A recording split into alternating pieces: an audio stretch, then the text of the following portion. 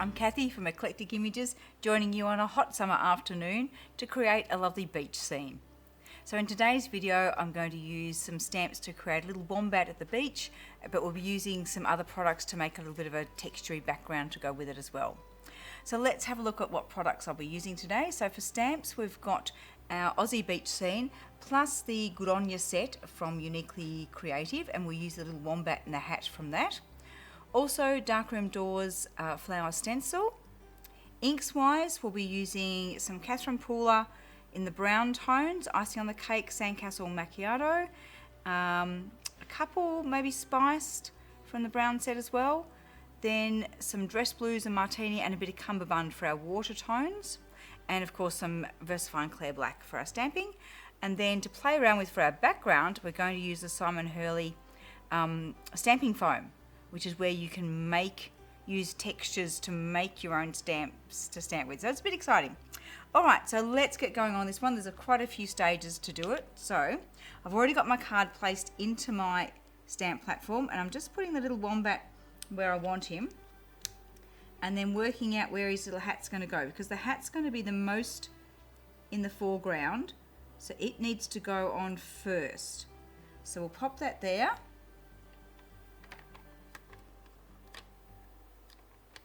Ink up with the VersaFine Clear.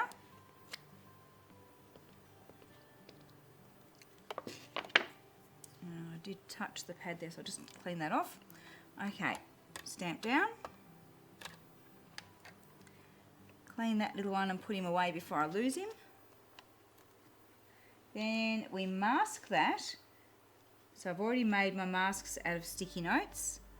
So we pop a little mask on there. Then we position our wombat where we want to be. Isn't he gorgeous? I think I'll have one ear sticking out and the hat over the other ear.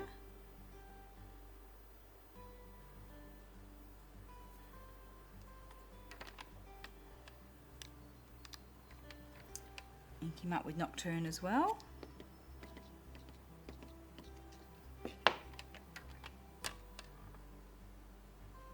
Give that ink just a moment to take to the card. Oh, that's good. How does his hat look?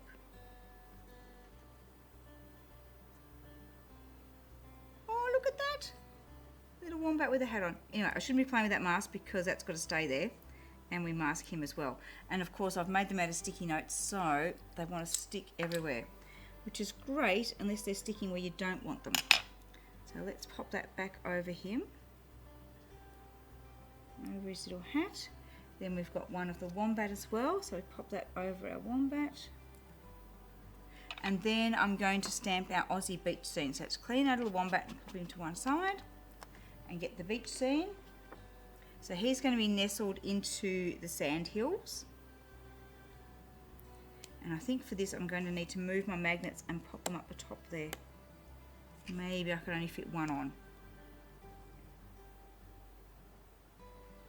Let's just make sure that's fitting on. Good. Oh, that's nice. The card didn't move too much, even though it's only held with the one magnet. So now we ink up this whole stamp.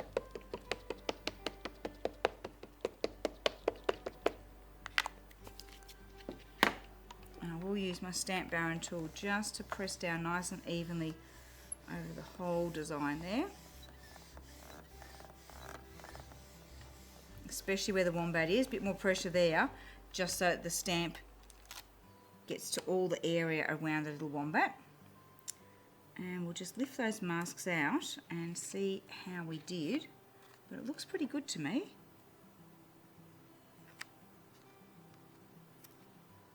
So there's our little wombat and his hat, and he's sitting at the beach.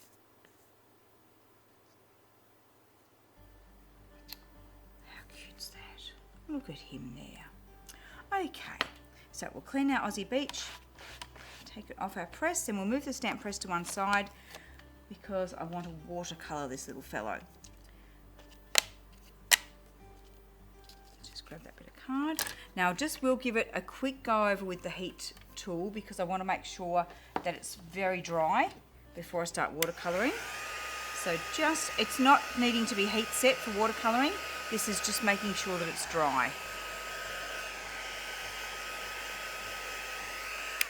Okay. Now I'm just going to make palettes on my glass mat here. So for our little wombat and his hat, we'll get some sandcastle and some spiced, and I think a bit of icing on the cake. I'll turn him around so you can see what I'm doing.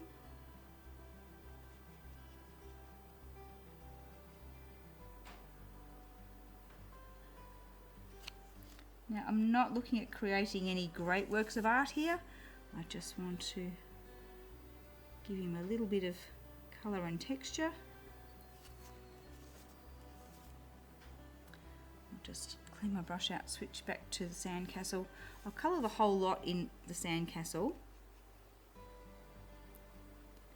and then come back and add some deeper shades with the icing on the cake. So let's put a bit in there.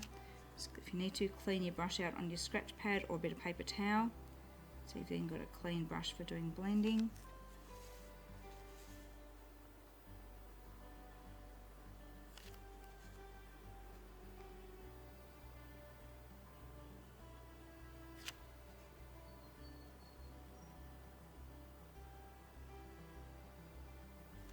And maybe his little belly that's sort of hidden underneath there should have a bit of shading as well.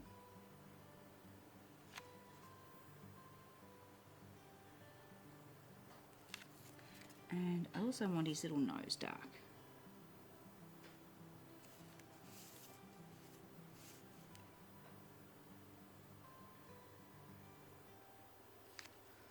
But his hat, we might tint that with the spiced, just give it some different brown shades.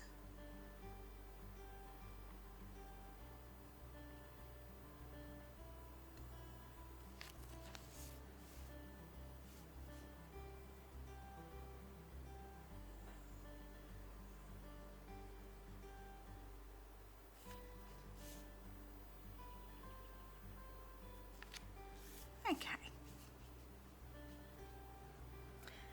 Now with doing the background, I'm going to do more watercolour washes.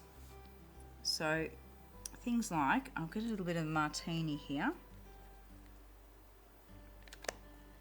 Things like our rocks area here. Just going to lay a little bit of water down first, then pick up some of our colours and just smudge it with a bit of water.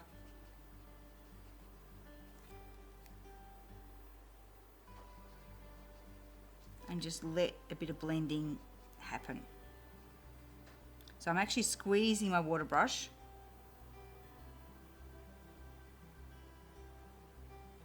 so that I'm flooding a bit of extra water in there and just touching those colours till they mush together. I might make that cliff face a little bit darker.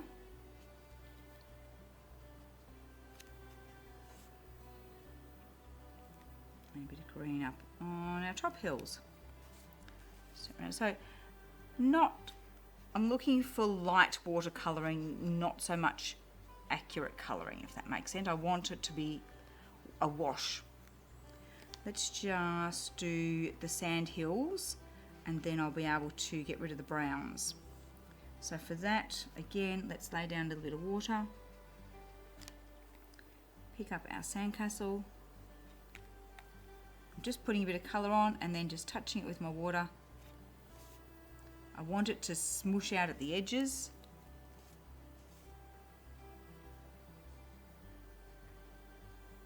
I don't want to touch the little wombat because I don't want to smudge him.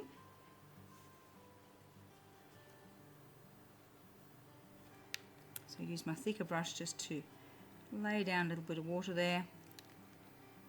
Smaller brush to pick up a bit of colour, and then the big brush just to smoosh in a bit more water and wash that out. Maybe I need a little bit more colour just down the base there. Okay. Now I've just got a bit of paper towel and I'll clean the browns and greens off. So I can then switch to some blues. So just give my craft matte a spritz. Oh, wouldn't that be nice to do a smushy background in those inks before I clean them up. Another day. So let's grab some cummerbund and some dress blues. And we'll also have a little bit of Uptown, which is the more aqua shade, and that will give us something, another tone in the water.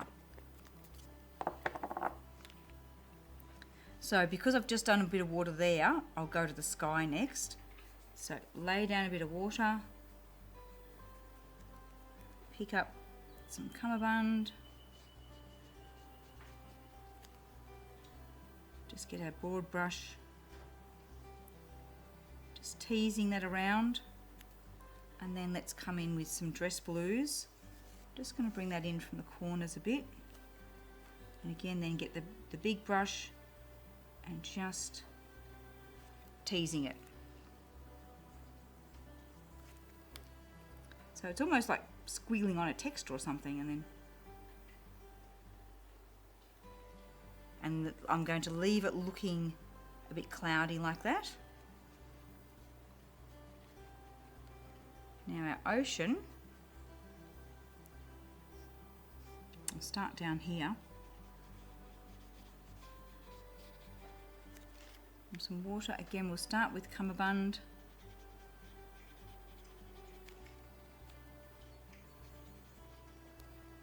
And we'll add,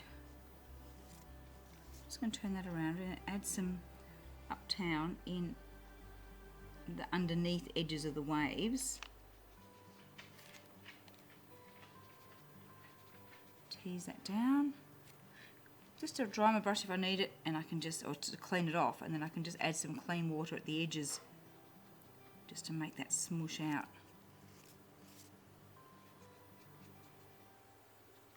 Now, I've done what I didn't want to do there, and I've gone over the edge of the wave that I would like to have kept white. Happens. So with this one, I'll actually put my water layer on without touching the crest of the wave, so that when I put those colours in,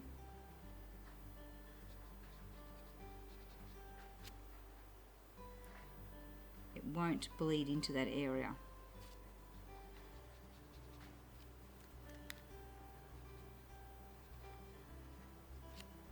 Clean my brush and just smoosh a bit. Now I have to tell you, this is watercolouring for crafters and card makers. It's not watercolouring as a watercolour artist might do, and partly that's because we're working on such a smaller canvas, so you're often placing the colour more and probably guiding it a little bit more than what you would with a traditional watercolour. Now there's one more wave there with crest, so let's lay some water down.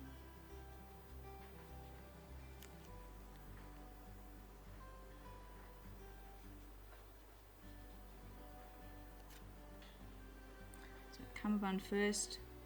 Whoa, and then a whole lot of Uptown. Oh, so it's now gone from a gentle wash to magnificent colour.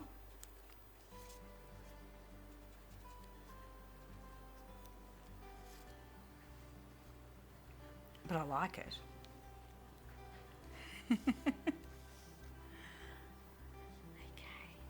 A little bit more water down. Get some cummerbund first. We're actually almost out of that. Let's grab a little bit more. I'm going to have real trouble cleaning this one up without smushing it into another background. I love these colours.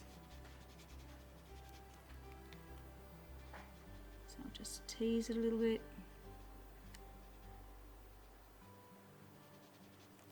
And then we'll add some of that Uptown out where the ocean's a bit deeper.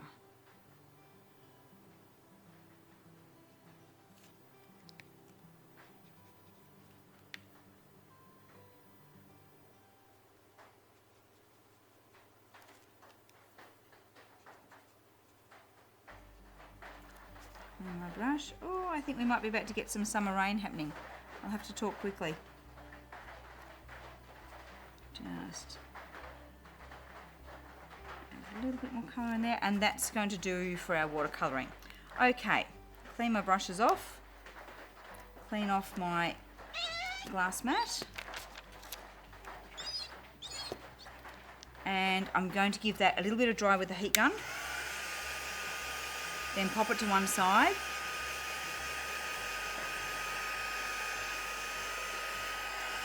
While we make our background to go with it.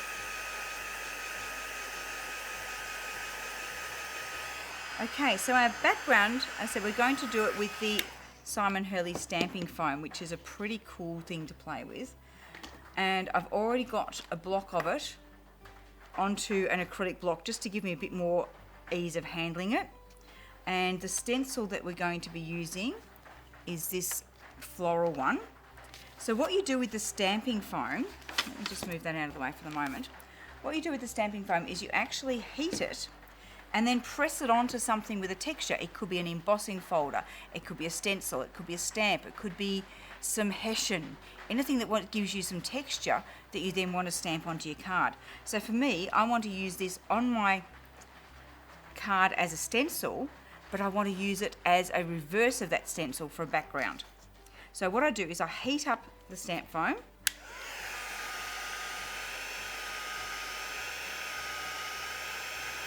And I'm actually going to sneak and stand up for this because I want to get plenty of pressure on when I'm ready to put it onto my stencil. The stencil doesn't have a lot of depth. Other things that you might use for texture might have more depth to them. So it's difficult to make it be much of a raised image from a stencil, so I'm going to have to really push on it. Okay, and you want to be quick. Once you take the heat off, you want to flip it over quickly and get it onto it as fast as you can. And I mucked that one up. Sorry, Matthew. I don't know whether we'll do an edit there. Or whether we're just going to keep going. Okay, let's try again. So, we've got our stamping foam. We're going to heat it up and then stamp it onto our stencil.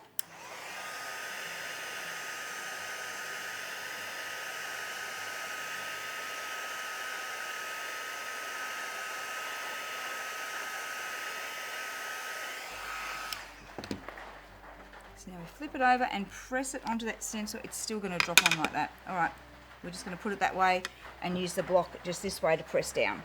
Just means I can get a bit better pressure on it. We'll hold it there for a few minutes,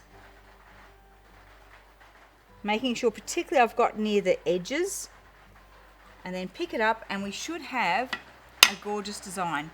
But it's not as good as I wanted because I took time to get it there. I'm not going to do the block this time. Obviously my tape's got a bit worn and it's not holding. So I'm just going to use the block as a press. But the joy of the stamping foam is this doesn't matter that it didn't turn out how I wanted, because once you heat it, that design goes and you can do another design, or we can redo this design. So let's heat again and you'll see it starts to flatten down. So if you use something instead of the stencil, something like a key? A key? That was a bit deeper? Yeah, yeah. So anything that you want to make, you could do keys and gears and things and make your own steampunk stamp. Okay, so pop it on, pop that on and press. But the only trick is to get it pressed onto your texture. Oh, am I too close to that microphone now? Sorry, darling. Whoa. There's our microphone technique right out the window. Press it on as quick as you can. Will give you the best chance of getting a great impression, and that I love.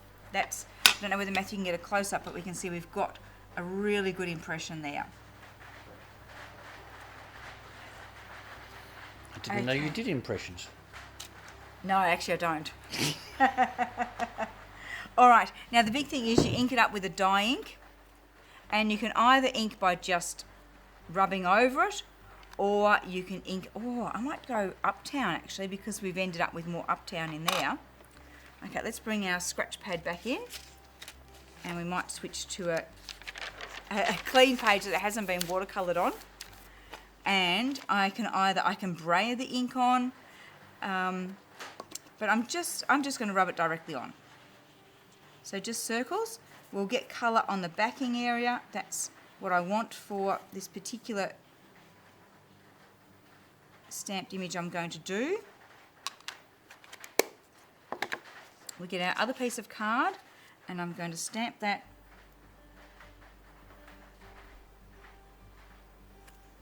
on there and create this cool reverse image block print look. Now we'll ink it up again. Oh, actually, rather than tapping, it's such a habit to tap on stamps, but on this you do circles. It gets a better coverage of ink.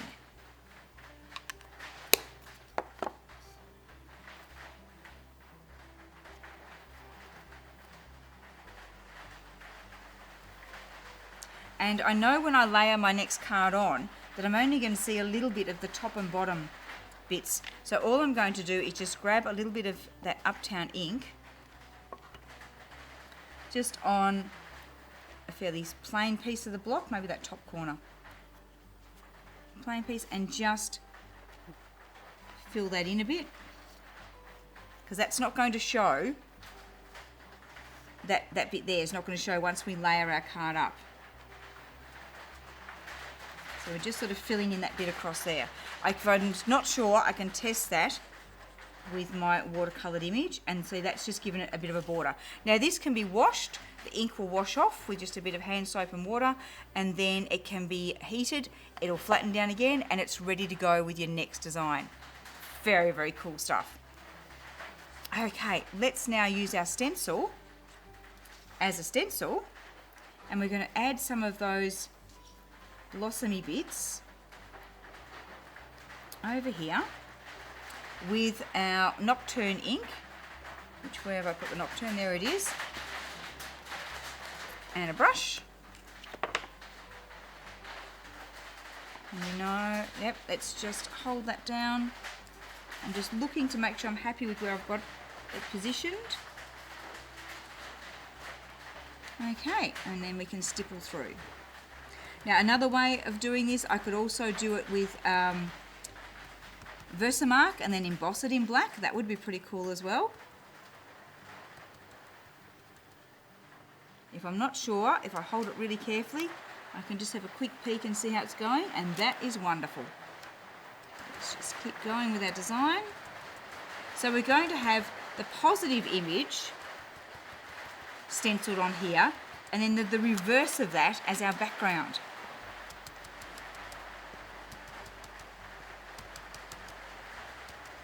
So just stippling that through.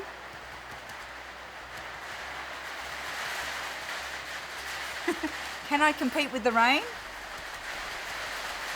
It's just looking at the radar, it's going to get worse, so keep going. Keep going. Just keep stenciling, just keep stenciling.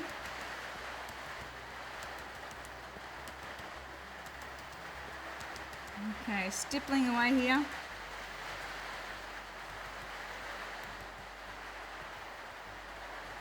I think that is pretty good. I'm happy with that.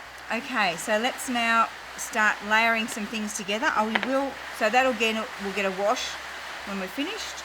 I'll just give that a quick go with the heat gun just to dry it off before I flip it over to put double-sided tape on it. And we'll just flatten it out a little bit. Beautiful. Look at how our other one is going. This is going to look fabulous. So double-sided tape.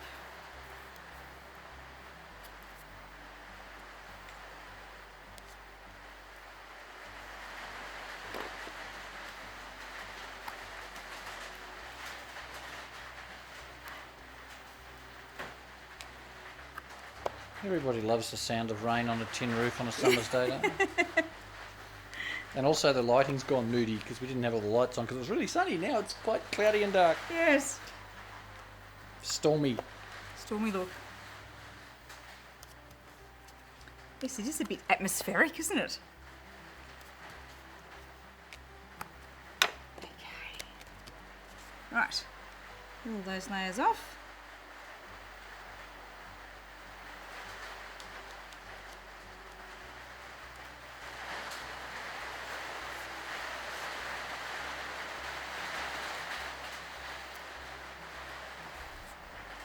Getting a lovely breeze coming through though.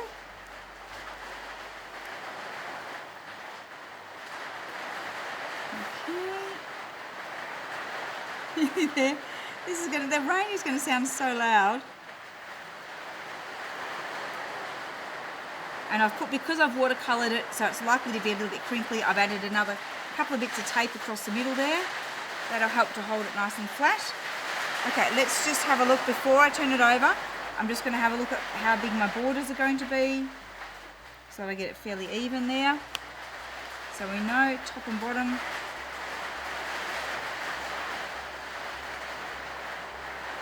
Line that up straight with there. Just check I'm parallel with those edges. Oh my goodness. And that rain. And there's our beautiful card. Okay. Looking at it, I think if I'd given it a little black border as well, it would stand out more.